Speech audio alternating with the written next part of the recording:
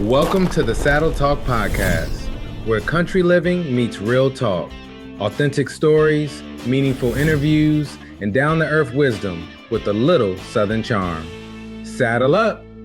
All right, ladies and gentlemen, welcome to another episode of the Saddle Talk Podcast, where we talk about life, health, hope, and what is possible when we look beyond the noise. Today, I got one of my frat brothers, man, my ship, man, Spring 2K2 on. It's been a long time coming. He's doing big things, man. You all probably have already heard of him up there doing big things in New York. His name is James Felton Keith. He is the founder of InclusionScore Insurance and an author of a new book, which is called Your Data, Their Wealth, The Price of Human Input to the AI Economy. So he has a lot to talk about, and I don't think this is his first book. He has a couple of other books, but with that being said, we're going to get right into it, man. Hey, welcome to the podcast, man. It's been a long time coming. I know you got like a ton of things to do, man, and a ton of things going on in New York, man. So just tell us a little bit about your background and how did you start on this path, man? Man, well, first, thanks for having me. It has been a long time coming. I feel like we could talk for days. This could probably be an 8-hour podcast. Yeah, I know, right? I'm trying to sum it up and be as brief as possible. I mean, I think the way I got to this work is, I started as an engineer at Tuskegee. I was a mechanical engineer.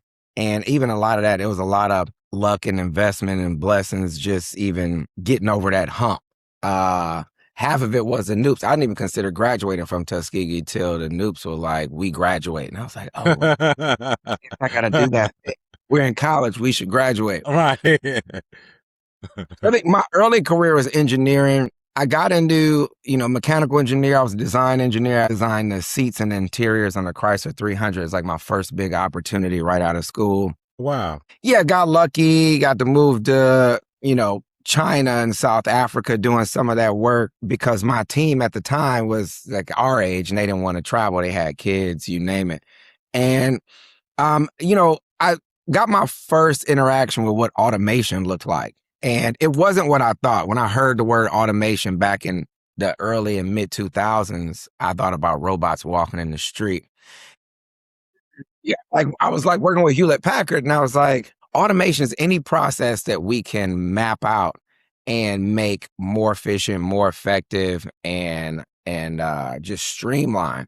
And it kind of just caught my attention, and I realized it was how the world was working. The world was just a series of processes being mapped out brick by brick and automated. So then I went back to school, got, again, lucky, I had a good advisor trying to, help me see where my path was, how to communicate my story, and, enrolled in Harvard for this economics program. But I was still kind of wearing my engineering hat. Instead of looking, engineers look at energy proliferate, whether you're mechanical, electrical, a chemical engineer, we look at matter, have friction, and then energy proliferates, whether it's mechanical energy, chemical, electrical. Only 3 types of engineers.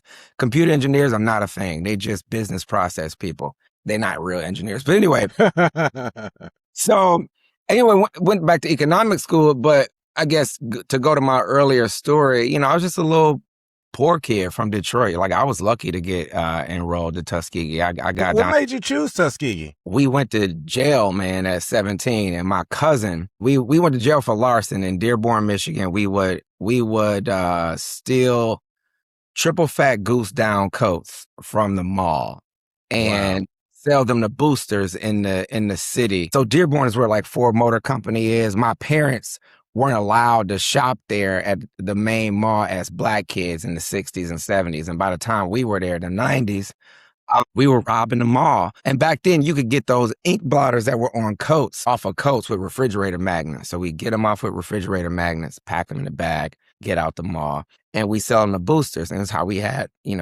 party cash, weekend cash. And anyway, we got caught and kind of scared straight, if you will. And my parents were like, you need infrastructure. You're a follower. You got to get out of here. Like you cannot graduate from high school and stay in Detroit. We're not going to pay for nobody's daddy to go to school. We don't want you in jail or with a bunch of kids. And so they showed us Tuskegee. We went on a college tour and my cousin got accepted and they were like, you should go wherever he is. Y'all can lean on each other. And That's Eric, right?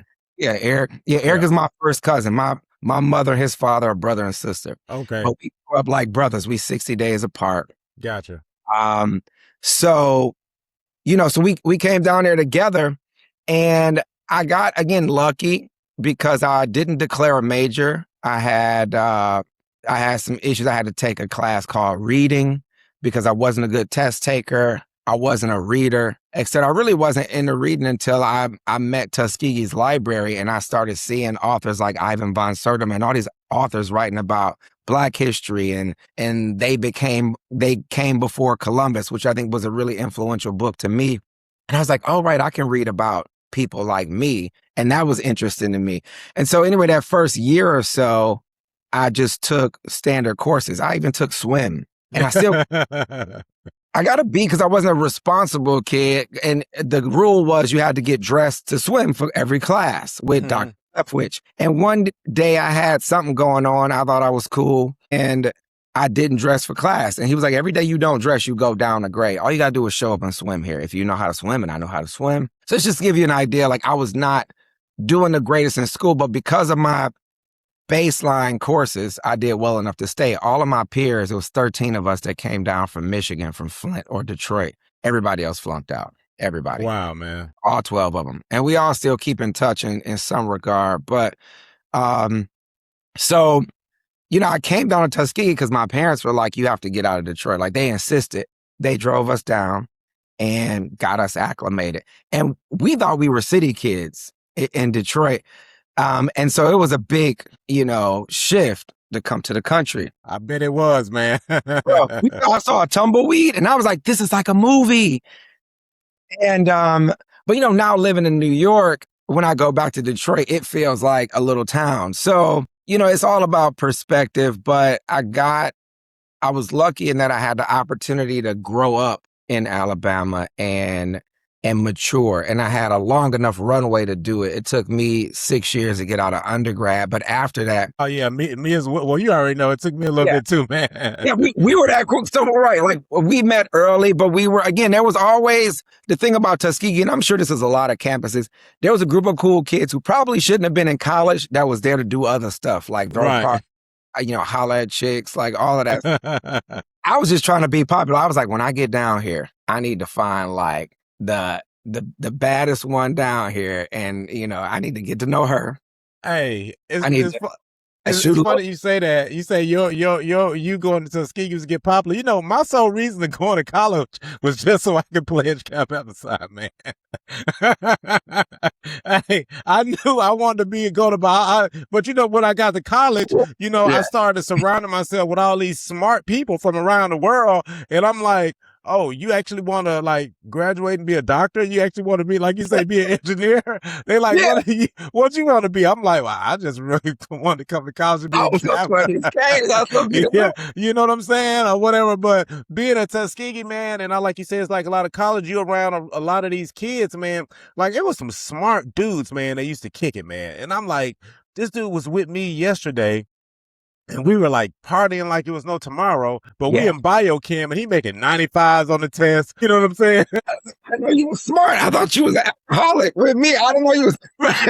So that made me kind of change a little bit and like, man, maybe I do need to like, you know what I'm saying? Cause like Tuskegee humble you. Like you can come from like the biggest city in the biggest state, but when you're in Tuskegee, man, you and your peers are all you got because the school is really in the middle of nowhere. You know what I'm saying? And it forced you to be creative, man. I mean, like, think about it, man. Like we had people from New York and California mud riding, man. You know what I'm saying? Like I used to love mud riding with 3 of them. Bro, like, no, yeah. So that was a big change, just being there, seeing those different people, because where I came from, everyone was the same. And so you're absolutely right. Like I would meet people again, like Damian Finley, who you had on. And I was like, are you going to be a surgeon? Right. Talking about that. When I was, a freshman and a sophomore, he was in grad school, again, you just meet these extraordinary people and it changes your perspective. So what I really owe Tuskegee the most is changing my perspective on what's possible and then gearing me up to go and engage any of it. And I think people look at my life now and just assume that I was always that driven or had some perspective about where I was going to go and what I was going to do. But no, I didn't have any of that. I didn't know that any of this stuff was possible. So what So made you switch when you graduated and you got into engineering? What made you change directions from like, staying in engineering to like, going towards your career path now? first transition into economics was so my focus in economics. So I'm formally, I think, what folks would call a labor economist. And just like how I talked about how engineers look at the proliferation of energy from either mechanical, chemical, or electrical means, economists look at least the ones that I deal with, we look at the proliferation of value, which is not a tangible, real thing. Like energy is a real thing. You can touch it, you can measure it, exists in physical space. Value is more of an economic or financial concept based on incentives. What I have always been fascinated with growing up as the little poor kid from Detroit who came to Tuskegee was my own value. And I had this mentor who was, at special forces. Our uncles were friends.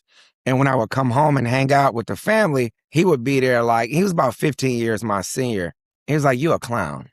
He's like, you just loud, your clothes are loud. He's like, you got this white BMW 735i and it's dirty. He's like, what is wrong with you? He's like, if you could apply all of that flamboyant loudness towards something that mattered, you could be something. And I was the kind of kid where I responded to that as a challenge. I was like, what? I'm competitive.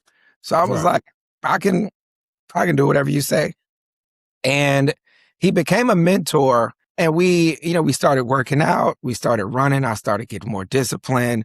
We started doing, a lot of other things, but mainly what we would do during those runs, doing those workouts, he'd give me books to read, is we would talk about what we thought mattered in the world. So I got into equities trading, I got into commodities trading, I got into trying to understand the incentives that drive the society that we live in.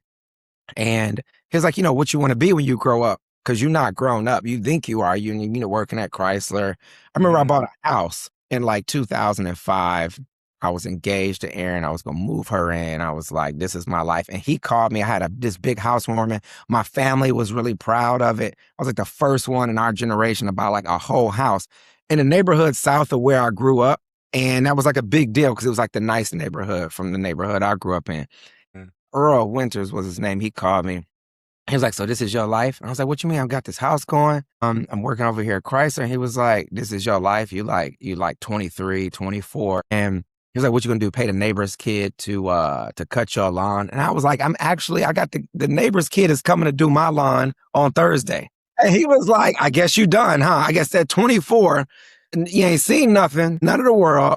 You're done, right? And I was like, man, am I done? And I thought about my life and I thought I was like following the rules because I was still running from that 17-year-old who was in lockup going like, you got to get right? You got to like the rules and do it right. I was like, well, there's a balance between following the rules and, staying out of trouble and still doing something meaningful. And when I looked at my life, I was like, I don't like any of the commitments I made. Like I just came to Tuskegee, got engaged in front of the Booker T. Washington statue where he's lifting the veil of ignorance. I got this house. I made all these commitments. I was like, I don't want to do any of this. I don't want this house. I don't want this sedan that I'm driving with these 4 doors. I feel you, man.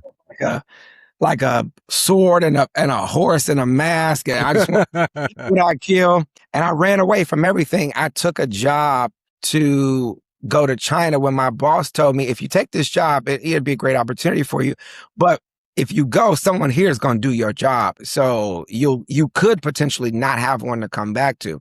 I was like, I'm willing to take the risk because I got to see so many interesting things. Like I made it to China and I just started meeting all these Black people who spoke Mandarin. They taught English. They worked in finance and they looked like us. And that blew my mind. And from that experience, I was able to write a good diversity letter, was what it was used to be called, to grad school about my upbringing and my experience in China, where Chrysler releasing these seats and kind of like releasing this new engineering product in the middle of chaos. Because the reason they had us go to China was because we were doing a process we would do here in the States. Yeah. They didn't have the process over there.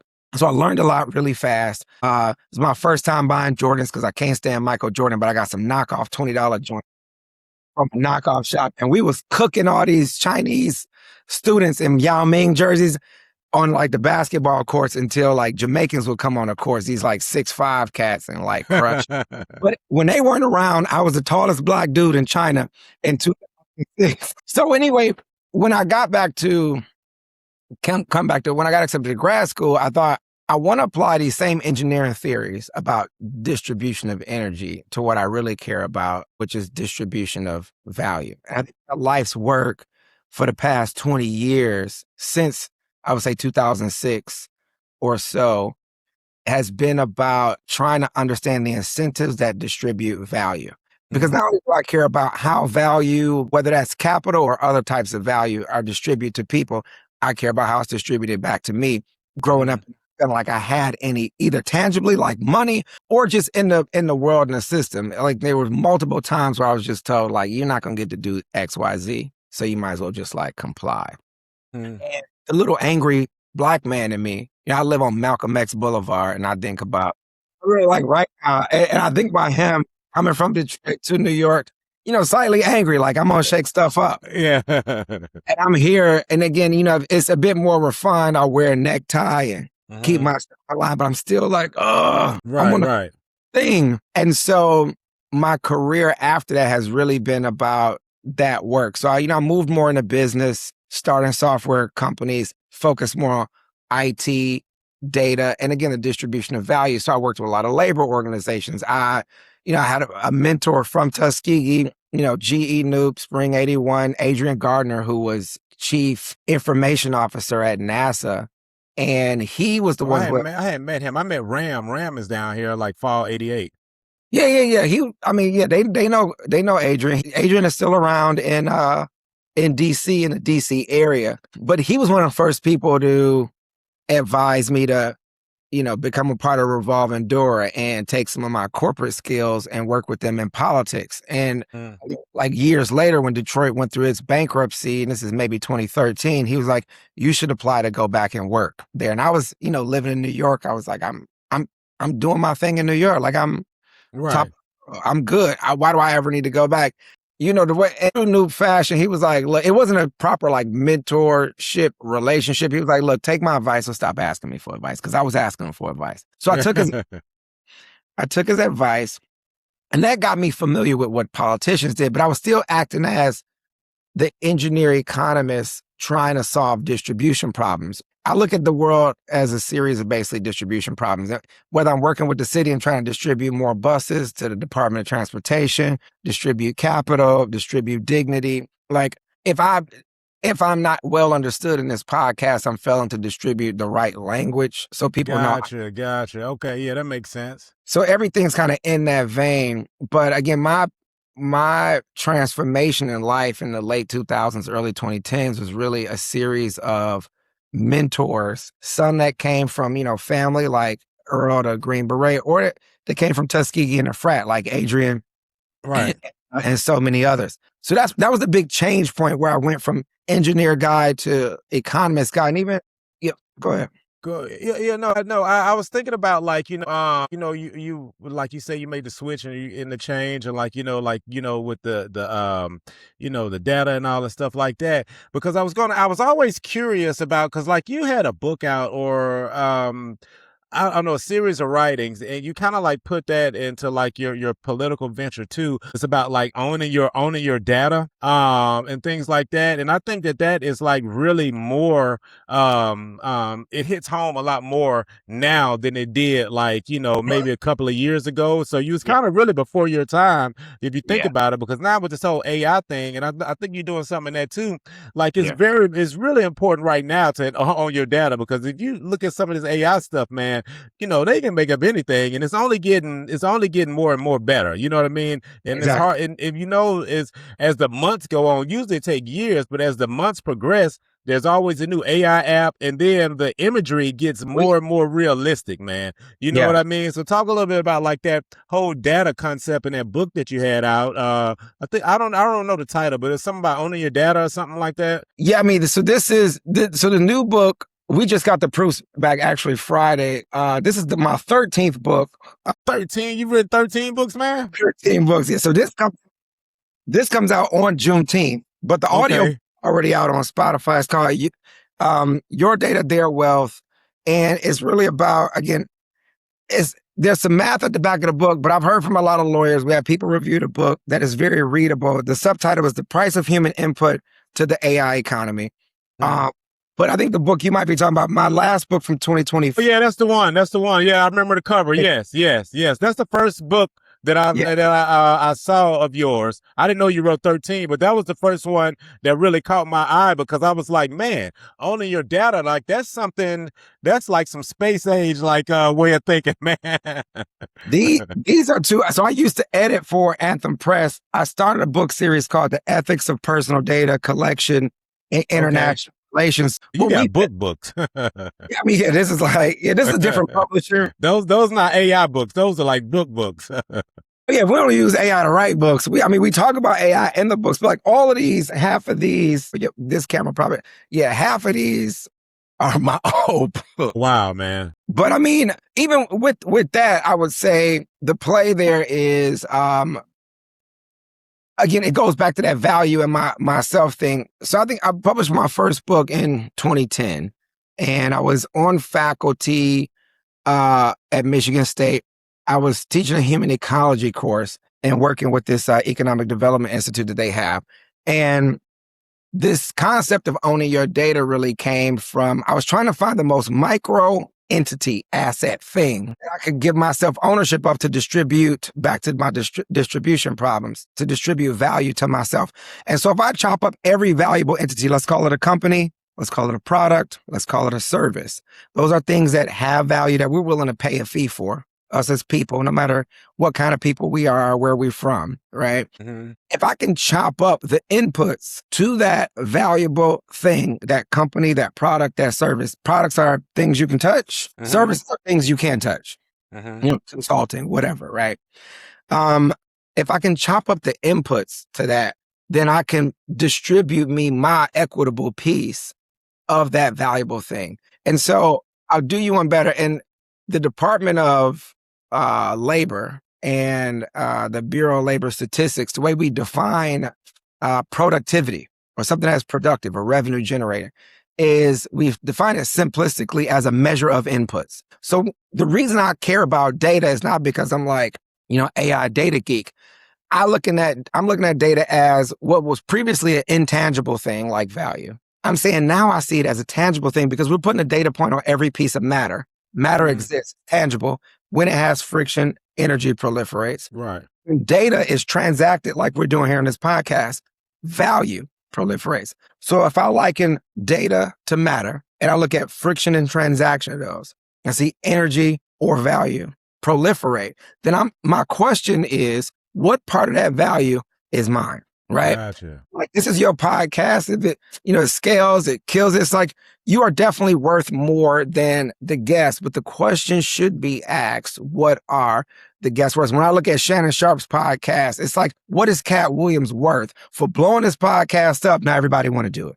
Right. And I look at every scenario in that regard. And so a lot of my work in politics and business, if people don't fully digest what I'm doing, what I'm really doing via these books of Ethics of Personal Data Collection and International Relations is I'm writing policy that allows people to argue in court that they're owed money for their input to productive things. So we passed a bunch of laws based on these books. Yeah, we wrote Europe's General Data Protection Regulation, their AI Act, their Data Act. I did that. A bunch of Americans did that because we were arguing for our own human value. Mm-hmm. And the reason I had to write this new book is people were like, okay, AI appeared in 2023. We think we know what you're saying. Tell me plainly. And these books don't say it plainly. So this book is very dumbed down. This is what I mean. The idea that you are a user of tech has been a lie. And it's been a deliberate lie. It's been propaganda because you're not a user of tech. You're the producer of tech. You are the utility that mm-hmm. AI.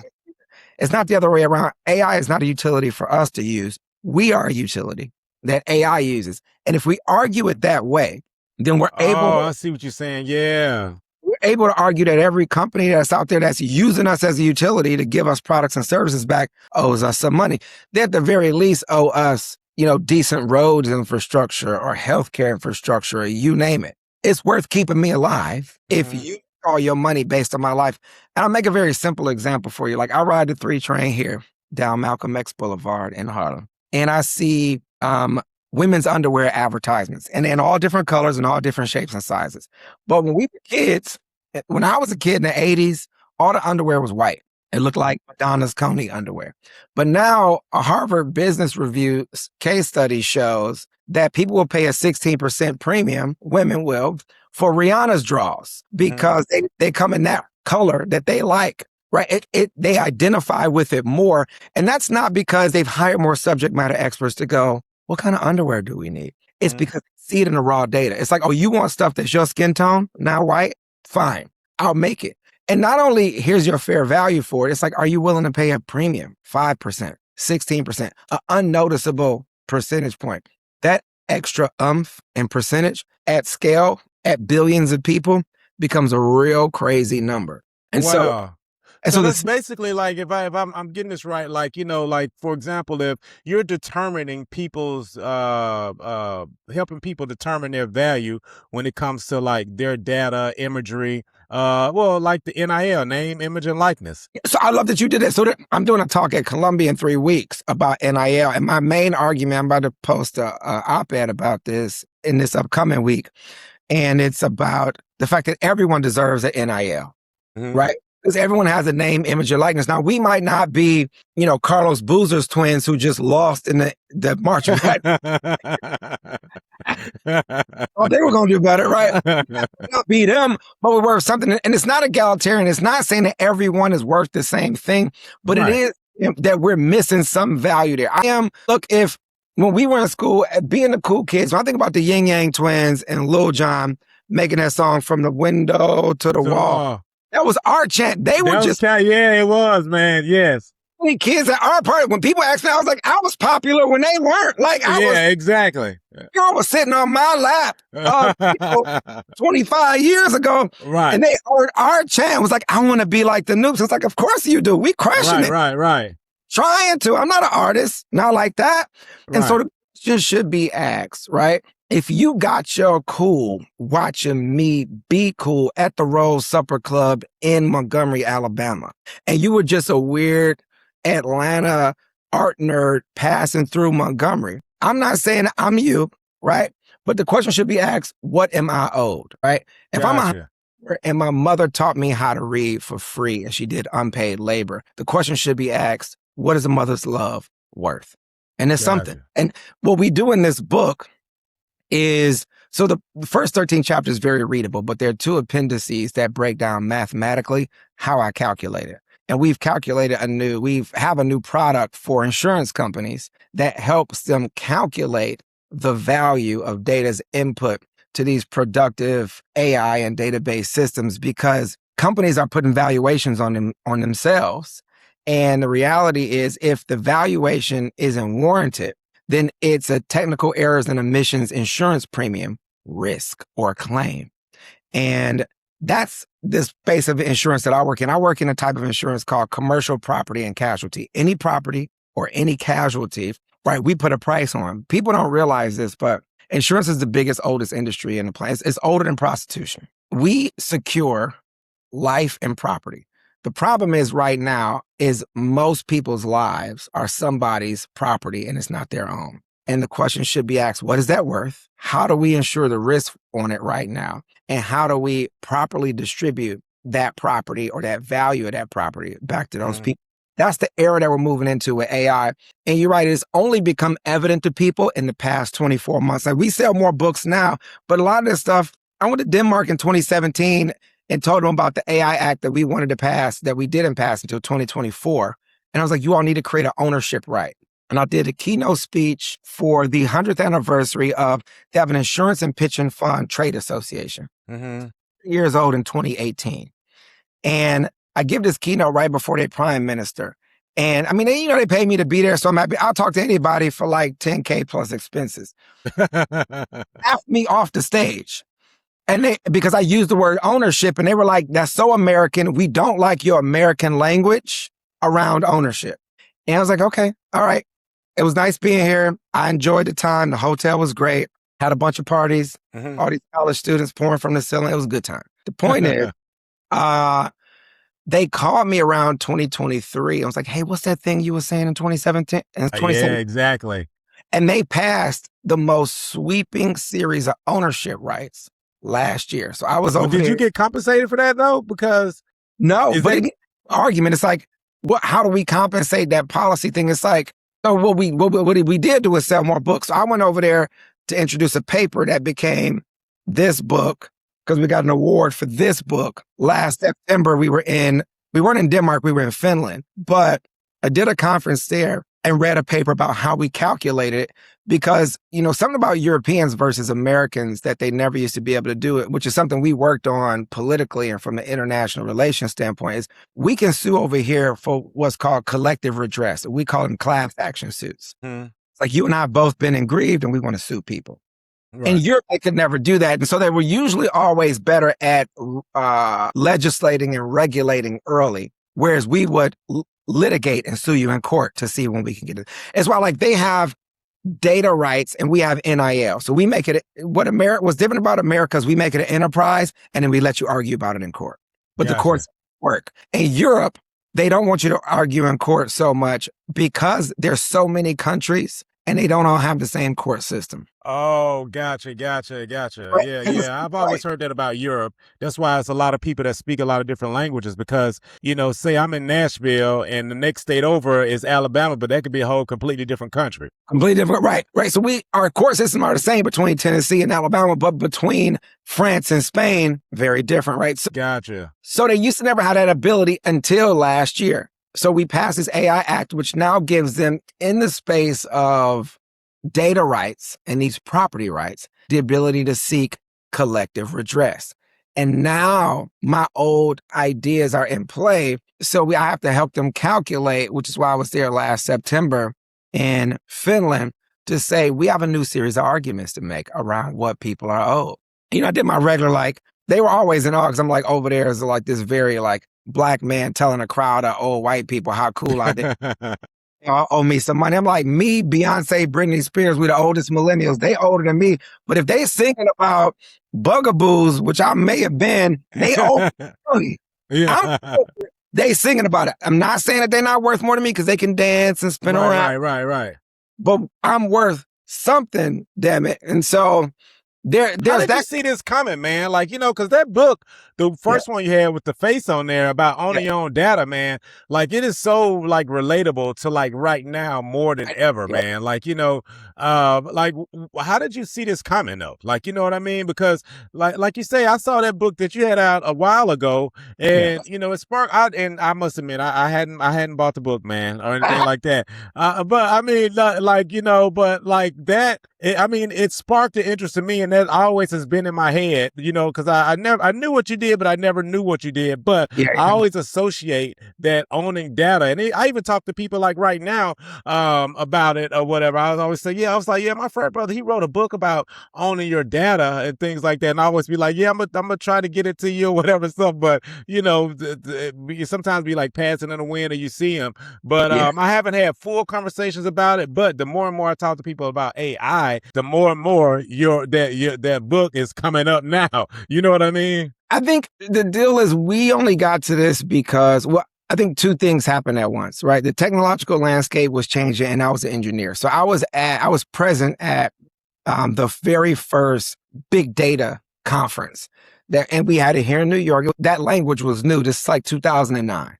And we were considering all the ethical issues around this. I was, at that point, briefly, I'd moved to Connecticut for a second with my ex, you remember Aaron, and we were close to Yale, and Yale had this bioethics center, and I would go up there just as a resident nerd to argue about these issues with all these old people. And I realized at that point, the way I was arguing about it with regards to equity and dignity was different than they were all talking about privacy. And I remember even when I was in Denmark, fast forward to 2017 and 2018, I was like, privacy, the name of the conference that I spoke at for that 100-year anniversary for that insurance trade association was called Data Ethic, which means data ethics in their language. And I was like, and it was about privacy. And I was like, privacy is only a thing for rich people who can afford it. I was like, what I want, I come from poor stock in America. And I was like, I'm already naked in the wind. And I was like, this reminds me, I basically called them all slaves. I was like, and I used the insurance analogy. I was like, insurance secures life and property. And I was like, people work in life insurance, people work in property and casualty insurance. Those are the two sectors. Even healthcare is a subcategory. And so I was like, but now your life, because your digital life is not separate from your lives, is someone's property, but not yours. And you keep talking about privacy. It's like, I'm used to being naked in the wind. I come from people being sold naked in the wind. I was like, but now you all are. And this white woman came to me, she's like, so are we all slaves now? I was like, yes. Yeah. And they didn't like that. And so when you ask, like, how do I get here? It's like, I was always this angry little black man trained by Tuskegee to know who I am.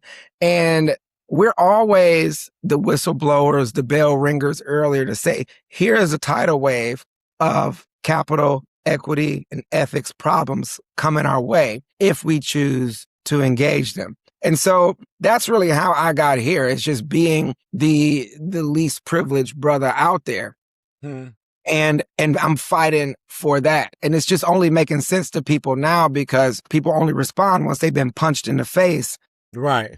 By injustice. Right. Because I kept screaming this for more than a decade. Like this book, that last book, Data is Labor, I wrote the early versions of that book a good 12 years before we published it, you know. So it took you 12 years to write the book, or? No, you have stuff sitting around. Like, but a lot of times when I'm writing a book, I have stuff sitting around where I'm like, if I put this and that together, it makes more sense. Even with this new book, I realized, because I've been negotiating with lawyers about how they would put together a court case to argue that you're owed something for your input to corporate productivity. Gotcha. Okay. I'll give you a specific scenario that you might like from a brother who graduated from Tuskegee way after we were gone. But before I do that, I wrote the book because I was like, I need to give the lawyers a better series of stories to tell in court to argue that we've been duped and that we're owed more. And so that's really what this next book does. It explains, and from what I hear from the reviews in very explainable language, first, what your data is, how we've been duped, and how we use it to get basically our money back and our economic participation. I'll give you an example. We have a Tuskegee alum. I think he graduated from Tuskegee in 2008. I had him on my podcast recently at the Inclusionism podcast. We're at inclusionism.org. And he started a company called Diversity Stock Photos back in 2016. And basically what they did is they have about 12,000 stock photos of Black people doing different stuff so that they can use it for media. Similar to Getty Images, if anyone's not familiar, right? And so he did a deal with Adobe, the software company that makes PDFs. They make, all these other design apps, but they have a sub-product called Adobe Stock. And so they did a deal with him in 2016 to leverage his images for Adobe Stock. And then fast forward to 2022. Now he's a supplier. He's not an outsider. They're not just scraping his images. They have an agreement that they're operating under. And in this agreement, it said, we can use these images or this product to like scale our understanding, right? Which basically is really market to like people. So fast forward to 2022, they cut him out of the deal and don't give him any excuse. They just start excommunicating him, and they keep all of his images, which are from a bunch of other artists that he had consent to operate with. Right.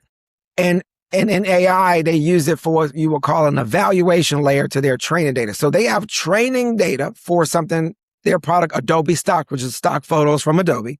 And then what you do is you use other stuff for an evaluation of if your training data works. So you have training data with AI and you have evaluation data saying, is Travis who he says he is? Or am I looking at him like that's not Travis, it's Sally, somebody else? Gotcha. So without this data, Adobe Stock only saw Black people as monkeys. The AI could not differentiate us until they used his stuff. And so they started using his stuff across the board, not only in Adobe Stock, but Adobe Stock's photos go into all their other image generators for all of their other products. It's a feeder product to their other products. They locked him out and he's suing them right now. And the question is, right, what is Diversity Stock's input to Adobe Stock's value? And I used our book for his lawyer to calculate the price. His lawyer is also a lawyer who used to be a judge in Texas that went to Tuskegee, graduated in 2001. Wow. Yeah, named Deshaun Jones. So Deshaun Jones was previously the first Black Democratic nominee for the Supreme Court in Texas. Again, went to Tuskegee. The deal is, I introduced them. He's going to sue Adobe. And he sued them once as a company, and they agreed to separate in arbitration. Mm-hmm. In arbitration, you can do a lot of interesting things. So they still have the right to sue either as a company or as an individual. Anyway, going forward, I used the math that is in the back of this book in the economics paper I wrote last year, because what Adobe does is they put a valuation on the whole company. And this is the most interesting part about value I think people should consider. So Adobe and the other 499 companies in the S&P 500 claim today that 90% of their balance sheet is what they would call intangible assets. That means people. It's code for people. An intangible asset is like a hire Travis. This is what Travis knows. Mm-hmm. So they put that valuation. Let's say for math purposes, they're a $100 billion company. So they're saying $90 billion of their value is just people data. And so the question in court will be, of your subproduct Adobe stock that is a piece of this 90 billion, what of the input from your supplier, diversity stock, is worth the total valuation of Adobe stock? Two things they haven't done well is valued Adobe stock in public, where we can see it in their public filings. Public companies have to file 8Ks and 10Ks to tell us what they're worth. And then tell us what their inputs are worth. Because remember, the way we define productivity at the Bureau of Labor Statistics is as a measure of inputs. So we know diversity stock was an input, and they have a productive product because they said it's worth some fraction of $90 billion. Wow. And so the question is, what is this worth? And so I gave him a valuation that he can argue in court and back up mathematically. For this paper that I read in Finland last September. And that's the real, like a real life scenario of how we discuss the distribution of value in the productive systems that are identifying us data point by data point, zeros and ones by zeros and ones on a piece of paper.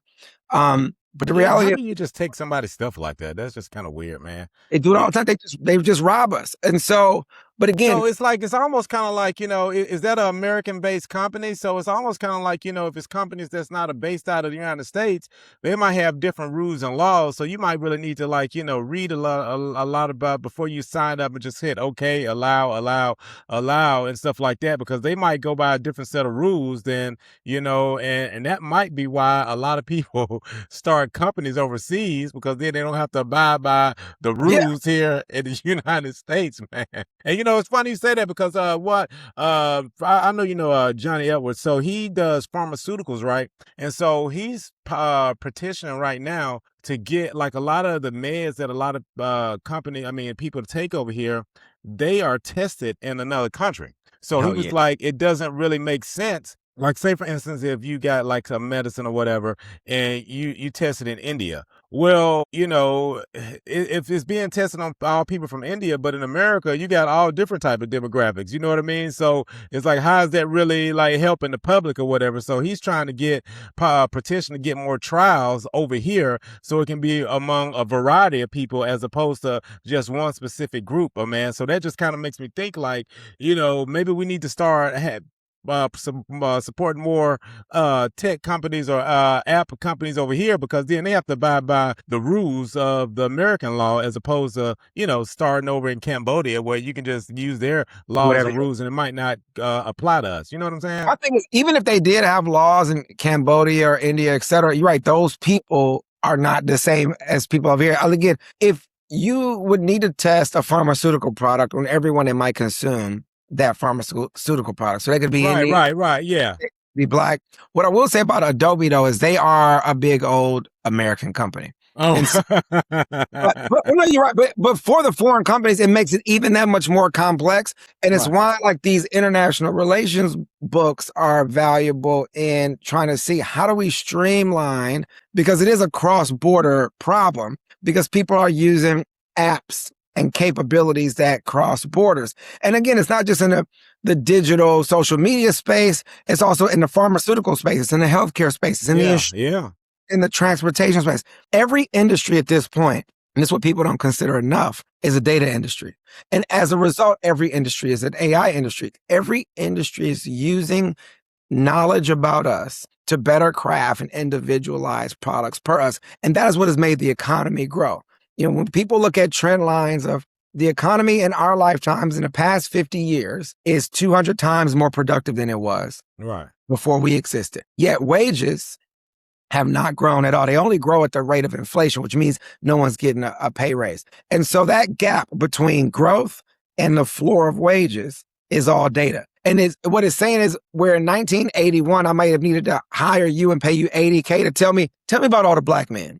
Now, I don't need to pay you $80K to do it. I can just put a sensor on all the black men. I look at exactly what they do, and I can sell stuff based on what they do. And so cut you out of that process.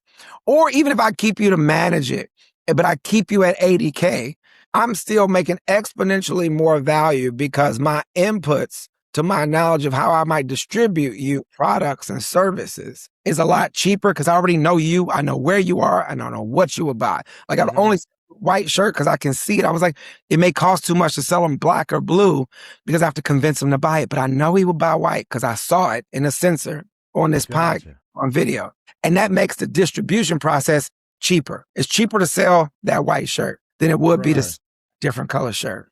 That's factored in right now by a data point right now. Man, so is AI, I don't know, man. So, I mean, I guess everything can be used for good and everything can be used for bad. It just depends on. I don't think it's really bad. My only argument is that it owes me some money. Like if you get cool off my rep, at least give me a pat on the back. If I introduce you to your girl and you having a great time, give me a high five, man. That's still my. At least you get an invite to the wedding. You know what I'm saying? Give me an invite to the wedding. I want a piece of cake. That piece of cake is the value. Right. I see what you're saying. AI owe me a piece of cake. And I'm just saying I ain't eating enough cake. I know they owe me. Yeah. So what if somebody is trying to get in the field of what you do and walk the path of what you're doing or whatever and stuff, or what advice would you give to somebody young, old, or somebody who's trying to follow in the path that you follow in? What kind of advice would you give a man out there? I would say, for my path specifically, I would say you should make sure your foundation is engineering. You want to understand how things work. But I think more broadly than that, I would say stay curious. It matters that you're curious about specific types of problems because that's where you start to get to specific type of solutions that are both enterprising and satisfying. Meaning, I like the issue you brought up with healthcare earlier. It's like there might be a good business in scaling more trials and getting that green lit to both inform healthcare companies or pharmaceutical companies, but also interacting with government and regulators to make sure that we reduce risk by understanding who people are. So being curious about drugs having a specific fit to a certain type of population, that matters. But the driver behind it is you probably want to understand how those drugs work. So you may want to have a chemical engineering background or mechanical engineering, or you name it.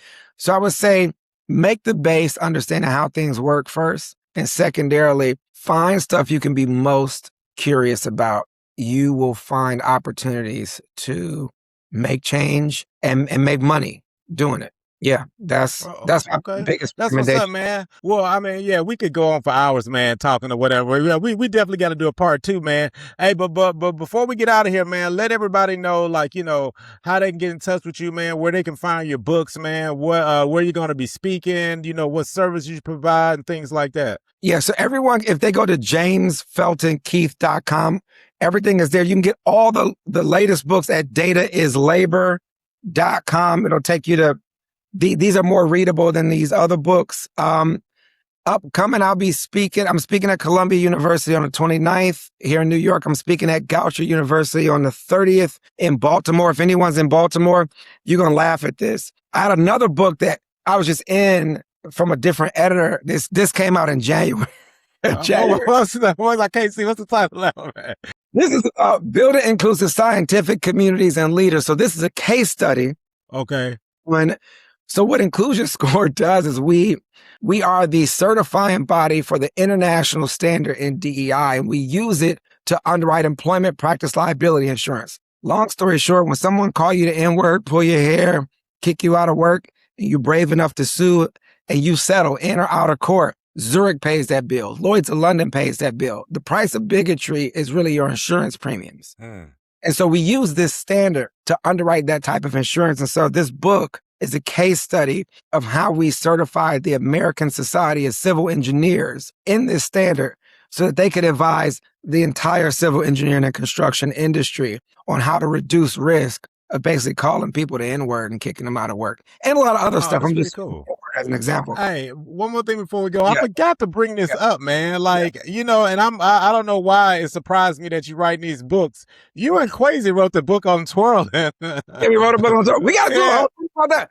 We're writing a new book on that, actually. Okay, yeah. I forgot all about that, man. So that was kind of like the foreshadowing of like what you're doing now, man. I forgot all about that book, man. You did that book, what, back in 2011? I don't even think it was 2010, was it? Yeah, it was 2011. It was 15 years ago. It was for the centennial, right before I beat Paco and everybody at the centennial.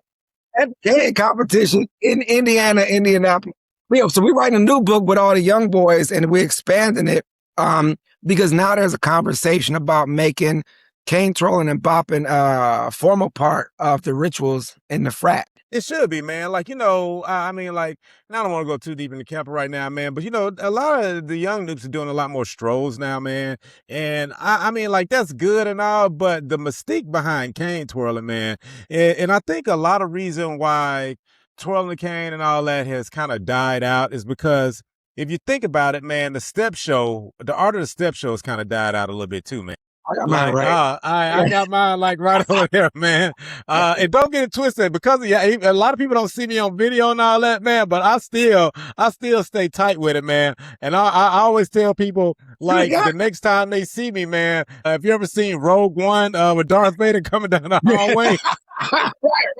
Okay. That's how I'm gonna be with all these chapters and stuff like that, man, or whatever. I was like, I'm gonna make a guest appearance somewhere or whatever and wear a mask and then just go back off in the shadows and nobody knows who I am or whatever, man. But I think, man, a lot of it has to do with the step show, man, because to me, man, when it comes to a cane master, you can have guys who can do tricks like crazy, man. But in order, in my opinion, to be like the cane master, man, like, what is your show presence, man? Because I've known people who are cane masters who really ain't got that many tricks, but in the step show, man, like, they, like, you know what I'm saying? They put on the show and, like, you watching them over somebody who got, like, 1,000 tricks, man. You know what I mean? And then it's just kind of like, when you have a step team, that kind of makes your whole chapter good because everybody up there is doing the same tricks in unison. And then it's just kind of like, they all build off of that, man. And right now I think it's just too much individualism. Like, well, he can twirl better than him and him and him. But yeah, but what about your chapter, man? What? Like, I think GE right now has got a reputation like, well, we can send anybody to anywhere and they be like, oh yeah, he from GE. That chapter, they can twirl. You know what I'm saying? Like, yeah, you know. So I think that's kind of like what happened with Kanan, man. You know what I'm saying? With the whole cane master thing, the step show needs to come back. You know, the strolling is cool. I wasn't a part of the stroll era, man. You know what I mean? But I would like to see maybe if they incorporated strolling with cane work, that would be good. The show, but I agree. I think you got to make the whole. I remember we had built the show with like me, Quasi, Said, York, and Low because they were like our young boys, and they went up to Virginia, won it, like crush it. It was like you got to be able to build it. It's got to be able to go on the road. I think you have to be able to do all the things, and you do have to be able to give them a show more than just twirling. But what I would say is in this book, we're going to expand on what we wrote back in 2011. And, just this past conclave, which was in Phoenix, was really the first time that there was a formal cane show recognized by the frat. Like all the stuff we were doing back in the day. And I tell these young boys, I'm like, that was on some like Bill Russell, Will Chamberlain stuff. Like y'all have an opportunity now to make it stage. Like we was just hacked. I remember in 2019, because the clave was here in Philly, like I just took over the planning meeting. I was like, I'm older. Show me some deference. We gonna twirl first. And it was like, all right, fine, whatever you want. I came in the room like, We could do this the hard way, or we could do this the easy way. In '03, I remember Older Nuke doing that. We didn't have a cane competition set. There was an older brother from '87 named Franz Hughes that was in Charlotte. He stopped the step show, grabbed the mic, and was like, we're going to do something else real quick. We're going to do an ancient art. So a lot of the events and claim to fames and the grand stories that we got over, I would say, the past 30 or 40 years, they weren't formalized. But going forward, the Grand Pole Mark, the young guys that are participating, they have an actual initiative to formalize it. But it is led by a bunch of younger GE noobs. But they, I tell them they get it from us. But I always tell them, I was like, the real K master, the guy we all learned from, D-Fin included, was Travis Gooden. Like if you didn't go by that apartment and learn to twirl the right way. Yeah, Marvel, yeah. I remember he was like, if you can't hit it up, here, down here, he was like, if you can't do all of it, like, don't. You know, it's crazy you say that, man, and I know we're kind of deviating to like twirling and all that, man, but like the reason why I was like, you got to be good with both sides, man. I used to see dudes and they would always do like, tricks, and they would just like get everybody because, in Birmingham, it was like, it was dudes that was just really good and really fast, but they would always be on one side, man. And then one day I was just messing around and I was like, dang, I can do it on this side too, man, or whatever. And then that's how I used to get people, man. It's not that I was doing all these elaborate tricks, is that I would switch it up on my left side and it'll come from a different direction, and it'll give you the illusion that I'm doing all these new tricks, and I'm really not. It's really the same thing. Again, it's because I learned that from you, and everyone like, you got so much. And it's like, I'm just doing what I did on the right, on the left. Like I can consume more time. Right. Do it on every side. And so I always tell people this, another thing too, man. It ain't really about having a lot of tricks. It's about having a lot of transitions, man. The more transitions you have, I'm like, what's the difference? Like, if it don't look good and you can't transition, why are you doing it? You can have all the tricks in the world, man, but if you ain't them transitions, man, you can do 1,000 transitions and do one trick, and everybody be like, man, he got so much flow. Yeah, you know what I'm saying? Because that transition is just continuous.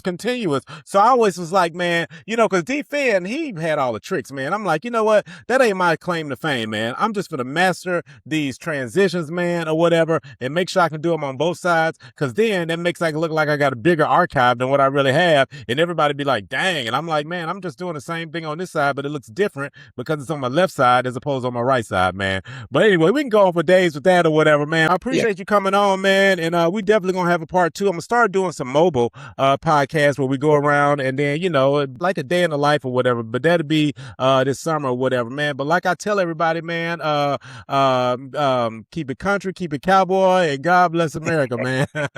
Appreciate you coming on, man. I appreciate you. Thanks, bro. Yeah, this was good.